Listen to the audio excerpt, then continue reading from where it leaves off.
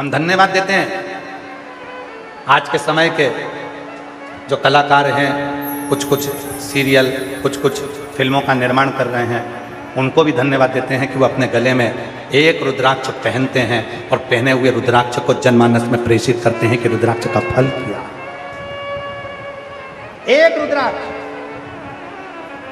और जब तक वो रुद्राक्ष आपके पास में है, आपकी जिंदगी में वो सफलता ही देगा, सुख ही देगा, आनंद ही देगा। रुद्राक्ष की माला फेंक कर देवऋषि नारद चले गए, भगवान विष्णु के यहां पहुंच गए। श्रीमन नारायण, श्रीमन नारायण। भगवान विष्णु ने देखा देवऋषि नारद जी आए, प्रणाम किया। नारद जी आइए, बैठिए। नारद जी बैठे। शिव जी के घर पर नारद जी नहीं बैठे थे, नारद जी बैठे। नारद जी को क्या चाहिए था? तुम देवऋषि हो, तुम संत हो, तुम साधु हो, तुम सन्यासी हो, तुम तपस्वी हो, तुम साधक हो, तुम उपासक हो। एक बड़े जो बहुत बड़ा संत होता है, साधु होता है, सन्यासी होता है, तपस्वी होता है, साधक होता है, उपासक होता है, सबसे पहले उसका एक लक्षण होना चाहिए कि उसमें गरीब और अमीर के भेद को मिटा देना चाहिए। मैं माननीय स्पीकर महोदय यहाँ बैठे हैं, हम अपनी व्यासपीठ से महाराज जी कभी भी किसी की भी तारीफ नहीं करते, पर आज ये व्यासपीठ आपको देखकर खुश होती है कि इतना बड़ा हरियाणा के स्पीकर महोदय का पद आपके पास में होने के बाद भी आप जब परसों आए थे तो सारे भक्तों के साथ उनकी भीड़ में जाकर बैठे थे और आज भी उनके साथ में बैठे। हम आपको उसके लिए साधुता देते, हम उसके लिए आपको साधुता देते। एक बार माननीय श्री हरिवंश कल्याण जी के लिए एक बार जोरदार ताली बजाकर साधुता, आपको उस चीज के लिए साधुता देते हैं जहां गरीब और अमीर का भेद मिट जाए, जहां छोटे और बड़े का भेद मिट जाए, तो समझना कि जिंदगी का सबसे सुंदर आनंद प्राप्त हुआ है, श्रेष्ठ व्यक्ति का संग प्राप्त हुआ।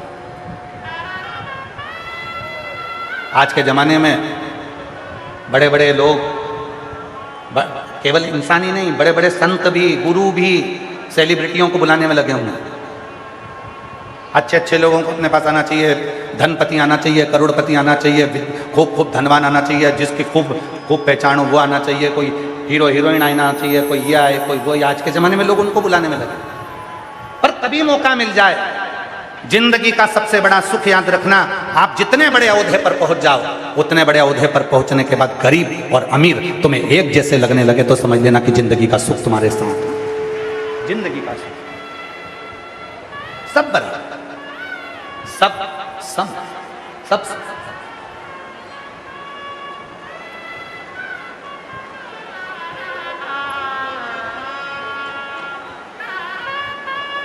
कल जब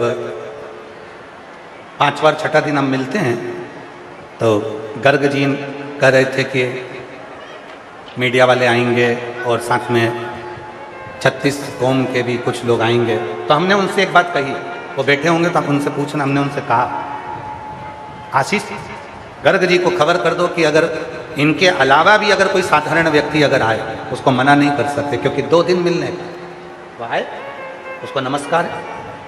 हम कुछ बताते तो है ही नहीं, और ना हम कुछ तुमको देते हैं, ना बेल देंगे, ना बबूती देंगे, ना नरियल देंगे, ना कुछ देंगे, ना कुछ देंगे, बस तुमको श्री शिवाय नमस्ते हम कह देंगे। करना क्या मिले, छोटे और बड़े का भेद मिटा। आज दुनिया इसी भेद में पड़ी हुई है। कोई कहता है ये बड़े, कोई कहता है ये बड़े, कोई कहता है वो बड़े, कोई कहता है वो बड़े। इस कथा के आयोजन को कराकर घरोंडा की इस पवित्र हरियाणा की भूमि पर इस कथा के दिव्य आयोजन को जो नगर खेड़ा सुधार सभा घरोंडा ने कराया, 36 कौम ने कराया, उन्होंने दिखा दिया कि यहाँ कोई छोटा, यहाँ कोई बड़ा नहीं है, यहाँ सब एक जाजम पर सब अपने हैं। यहाँ कोई बड़ा और छोटा नहीं है, यहाँ सब एक जाजम पर, सब एक।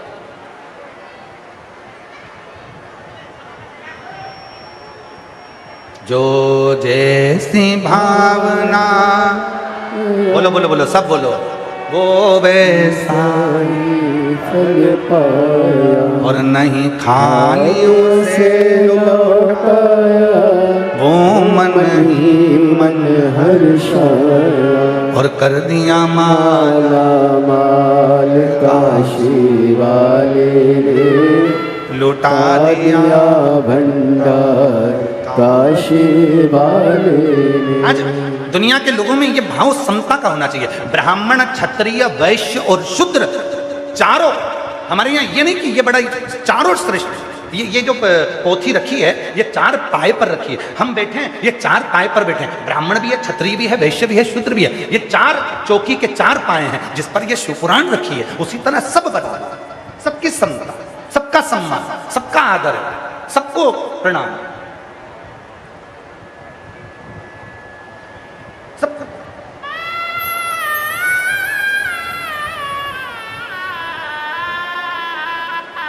कोई छोटा कोई बड़ा नहीं, मन के भेद को मिटाओ और सब एक हो जाओ, सब एक। देवऋषि नारद के मन में आया, उन्होंने भगवान विष्णु के पास में जाकर बैठ गए। भगवान नारायण ने उनको स्थान दिया, बैठे। शंकर जी क्या नहीं बैठे? भगवान नारायण ने उनको माला पहनाई, उन्होंने पहनी, फेंकी नहीं। शिव जी ने रुद्राक्ष की माला पहनाई तो फेंक दी।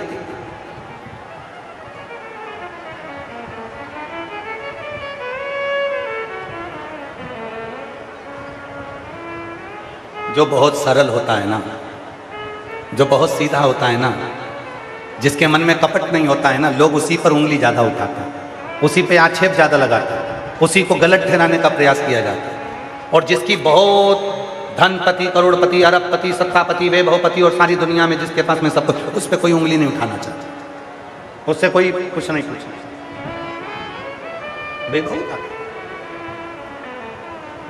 नारद जी के गले में माला पहनाई, फेंकी नहीं नारद जी। माला पहनने के बाद नारद जी खड़े हुए, भगवान विष्णु ने पूछा, बोलो नारद जी कैसे है ना? वो नारद जी कहने लगे, जिस कामदेव को शंकर भगवान नहीं जीत पाए उस कामदेव को मैंने जीता है। जैसे ही सुना भगवान विष्णु की आंख से आंसू बहने लगे। सुनते ही, जैसे ही सुना भगवान विष्णु की आंख से आंसू बहने लगे। भगवान नारायण ने अपने कानों पर हाथ रख लिया। नारद क्या बोल रहे हो? नारद जी बोले, तुम्हें खुशी नहीं हुई? मैंने कामदेव को जीता, भगवान शंकर ने नहीं जीता। भगवान विष्णु ने कहा, नारद बहुत बड़ी गलती कर दी तूने। मेरे पास में आकर तूने शिव जी की निंदा कर दी, शंकर जी की निंदा। ए नारद, तुझे मालूम नहीं है, शंकर की निंदा सुनने वाला और शंकर की निंदा करने वाला, ये दोनों 20 जन्म तक पशु की योनि पाते हैं, 20 लाख जन्म तक वृक्ष की योनि पाते हैं। शिव की निंदा करने वाला और शंकर के भक्त की निंदा करने वाला, ये महापापियों की गिनती में गिने जाते हैं। और तूने शिव की निंदा कर दी? ए नारद, तूने निंदा करी इसलिए तेरा बंदर का मुंह लगेगा, और मैंने निंदा सुनी इसलिए मेरा घोड़े का मुंह लगेगा, मेरा हयग्रीव अवतार होगा और तुझे बंदर का मुंह लगेगा। रामचरितमानस में वर्णन आता है, देवऋषि नारद को बंदर का मुंह लगा।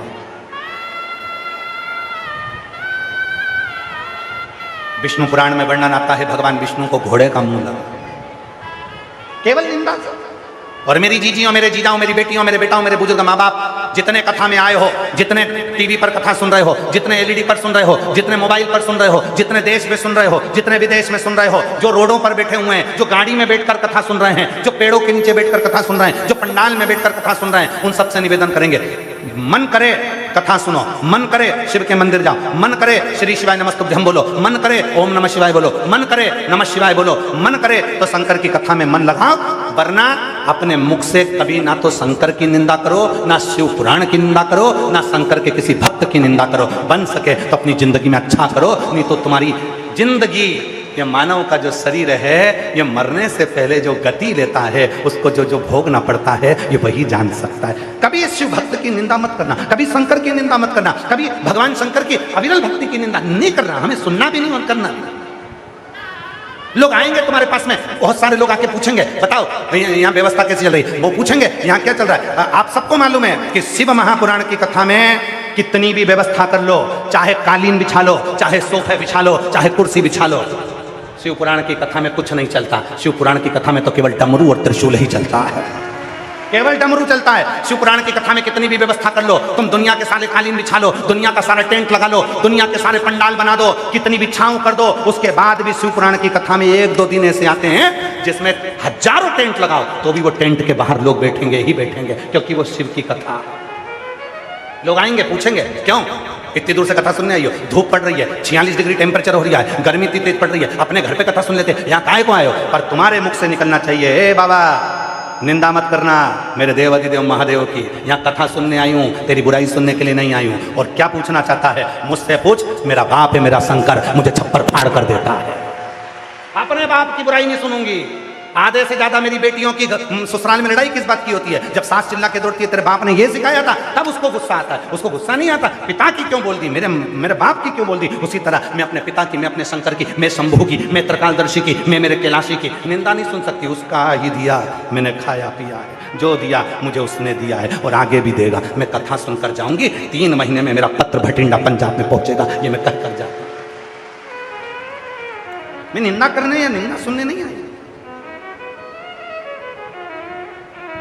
लोग पूछेंगे अब इतनी गर्मी में कभी कथा सुनने आओगी? हाँ मेरा बाबा देगा तो फिर आऊंगी वापिस, क्यों नहीं आऊंगी?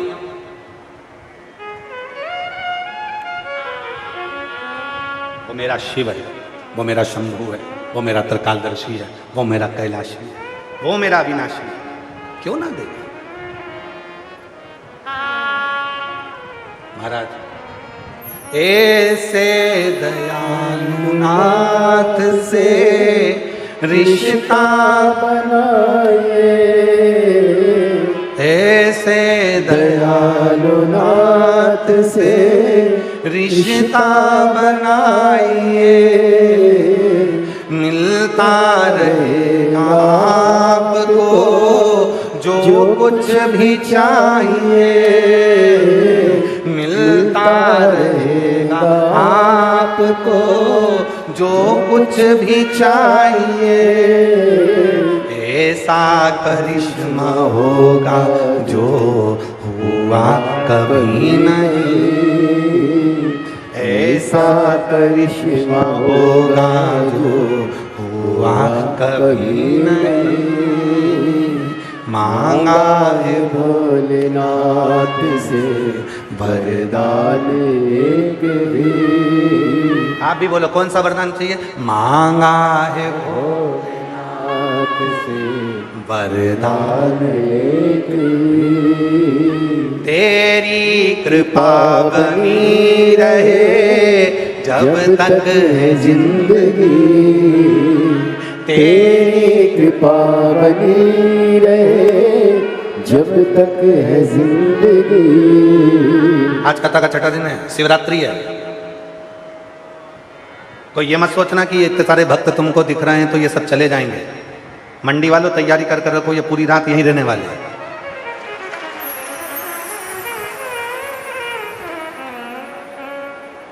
इनको मालूम है सुबह 8 बजे से कथा है, रात भर कीर्तन करना है, खूब नाचना है, खूब एंजॉय करना है, खूब भजन करना है, और दूसरे दिन फिर वही बाबुल की दुआ लेती जा तुझको सुखी संसार मैं की कभी ना याद आए, ससुराल में इतना प्यार मिले। फिर कल जाते जाते, कल जब मेरी ये बहनें जाएंगी, कल मेरी जब जीजियाँ, मेरे जीजा, मेरी बेटियाँ, मेरे बेटा, मेरे बुजुर्ग माँ बाप जब जाएंगे, इनकी आंखों से अश्रु बह रहा होगा।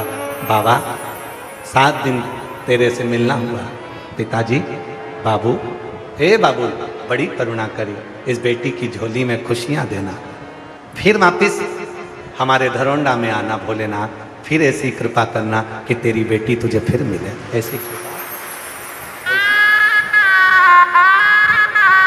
से प्रार्थना करो। और मेरी जीजियों, हम सबसे बोले ना, मेरी बहनों, बहुत प्रेम है आपका आपके भाई से।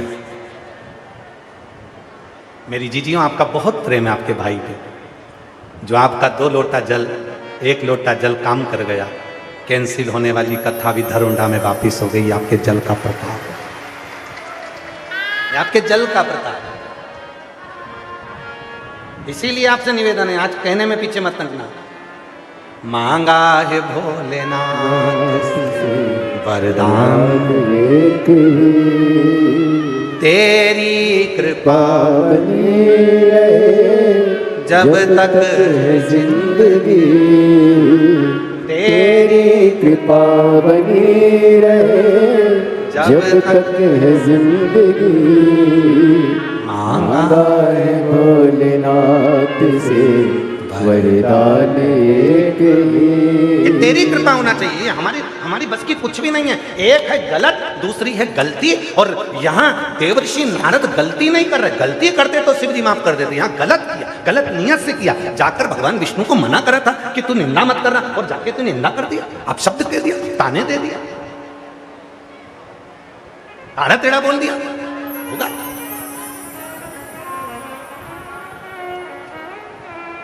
अच्छा करो, अच्छा मिल, एक पत्र है, अच्छा है।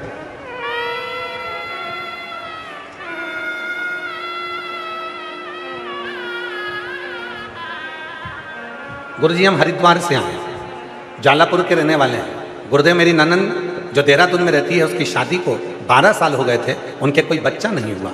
गुरुजी मेरी सास से बात करती, वो कहती टीवी पर प्रदीप मिश्रा जी की कथा आती है, उसे सुन। वो दीदी नौकरी करती है, उन्होंने फोन पर शिव पुराण सुनी। गुरुदेव जहां वो नौकरी करती, वहां काम करते करते भी अपने कानों में हेडफोन लगाकर शिव पुराण सुनती। पशुपतिनाथ का व्रत किया और बाबा की ऐसी कृपा हुई गुरुदेव कि 12 साल के बाद मेरी ननंद के घर में बच्चा हुआ, बेटा हुआ। मैं बाबा को यहाँ प्रणाम करने के लिए आया हूँ। अगला पत्र है, गुरुजी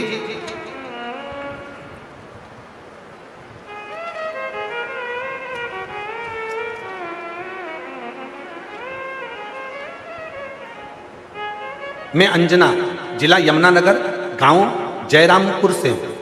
गुरुदेव शिव की भक्ति का बखान कैसे करूं? जब से हमने कथा सुनी, जिनके पत्र पढ़े जा रहे हैं अगर वो आए हों तो आ सकते हैं। मेरा नाम अंजना है, मैं जिला यमुनानगर, गांव जयरामपुर से हूँ। गुरुदेव शिव भक्ति का बखान कैसे करूं? जब से हमने कथा सुनी गुरुजी, और 1 लोटे जल का उपाय आपने जो बताया और हमने किया। मेरे पति की गर्दन में 30 साल से गठान थी, 30 साल से गठान थी, वह ठीक नहीं हो रही थी। डॉक्टरों ने ऑपरेशन का कह दिया था। हम ऑपरेशन कराना नहीं चाह रहे थे, क्योंकि डॉक्टर के हिसाब से वो गठान निकालकर जांच के लिए भेजना था। हम उसको ऑपरेशन नहीं कराना चाहते थे। तब करें तो करें क्या? अब हमने आपकी कथा सुनी और शिव जी के मंदिर में जाना प्रारंभ करा। डॉक्टर का इलाज भी कराते रहे। शंकर के मंदिर में जाकर 1 लोटा जल चढ़ाते, पानी चढ़ा हुआ मेरे पति को नंदी के पास बैठकर पिला देती, उसी पानी को मेरे पति के गले में लगा देती। बाबा ने ऐसी कृपा कर दी गुरुदेव कि बाबा की कृपा से ऑपरेशन की जरूरत नहीं पड़ी, और मेरे पति के गले की गठान जो 30 साल से थी वो पूरी की पूरी गल गई। मैं बाबा को यहाँ प्रणाम करने के लिए आया, शिव को नमन करने के लिए। बाबा को अपने दिल की बात, अपने मन की बात, अपने चित्त की बात, अपने हृदय की बात जब हम कहते हैं तो शिव स्वीकार करता है। तेरी कृपा बनी रहे जब तक है जिंदगी, मांगा है भोलेनाथ से वरदान एक। तेरी कृपा बनी रहे जब तक है जिंदगी। उसे मांगो ही है। हमारा जीवन है जब तक तेरा। भटकने मत देना, किसी के आगे हाथ मत फैलाने देना, किसी के दरवाजे पर जाकर हमें को बिठाना मत। तू कृपा करना, पलंग पर पटकना मत। तू कृपा करना, तू संभालना। तू पिता है, तू जिसके भरोसे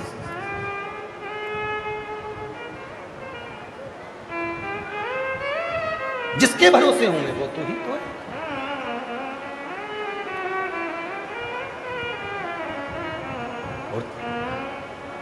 तेरे डमरू की धुन सुन के मैं काशी नगरी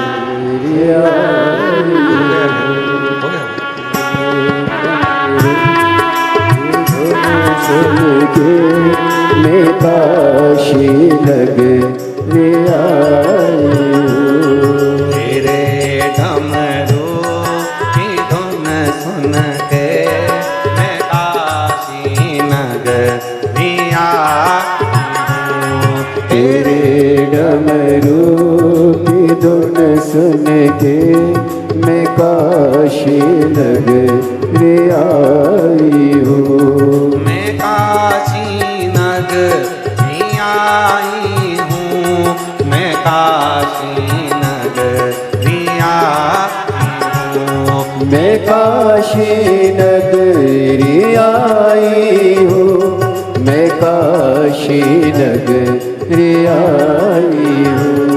मैं काशी नगरी आई हूँ, मैं काशी नगरी आई हूँ।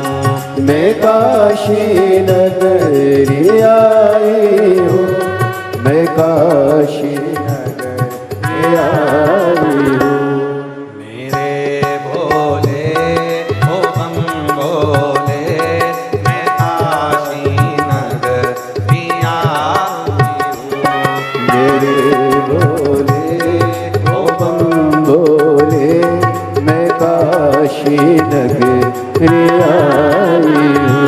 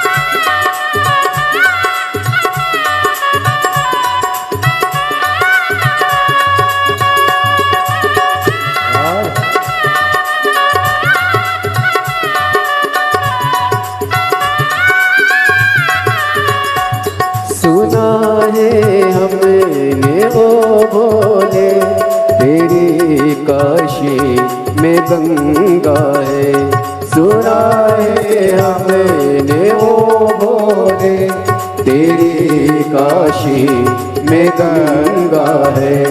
सुना है हमने ओ भोले, तेरी काशी में गंगा है। सुना है हमने ओ भोले, तेरी काशी में गंगा है। उसी गंगा को नहाने को मैं काशी नगरी आई हूँ। उसी गंगा में नहाने को मैं काशी नगरी आई हूँ। मेरे भोले ओ बम भोले, मैं काशी नगरी आई हूँ। मेरे भोले ओ काशी नगरी आई हूँ।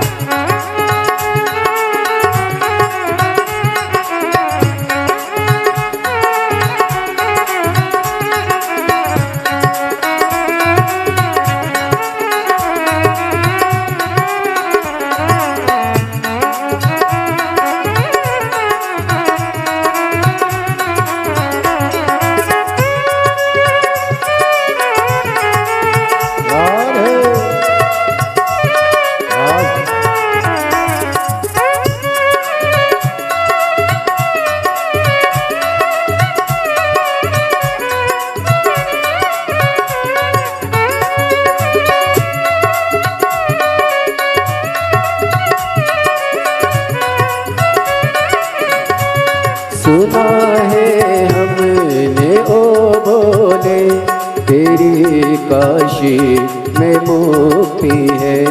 सुना है हमने ओ बोले तेरी काशी में मुक्ति है। सुना है हमने ओ भोले तेरी काशी में मुक्ति है।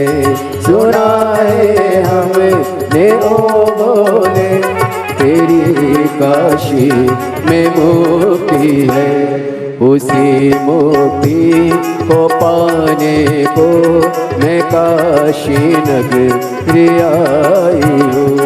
उसी मुक्ति को पाने को मैं काशी नगरी आई हूँ।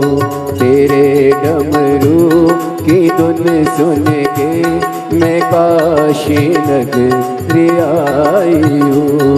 तेरे डमरू की धुन सुन के मैं काशी नगरी आई हूँ।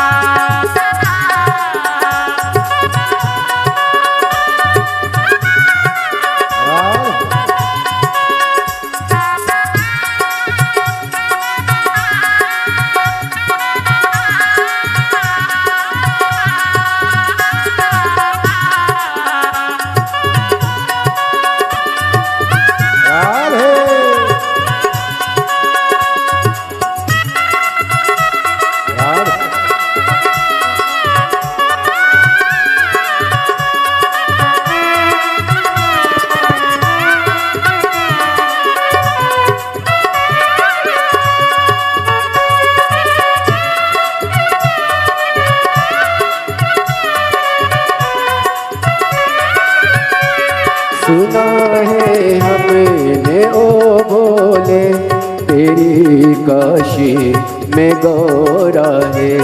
सुना है हमने ओ बोले तेरी काशी में गौरा है। सुना है हमने ओ बोले तेरी काशी में गौरा है। उसी गौरा को पाने को मैं काशी नगरी आई हूँ। उसी गौरा को पाने को मैं काशी नगरी आई हूँ। मेरे भोले ओ बम भोले मैं काशी नगरी आई हूँ। मेरे भोले ओ बम भोले मैं काशी नगरी आई हूँ। मैं काशी नगरी आई हूँ। मैं काशी नगरी आई हूँ। महादेव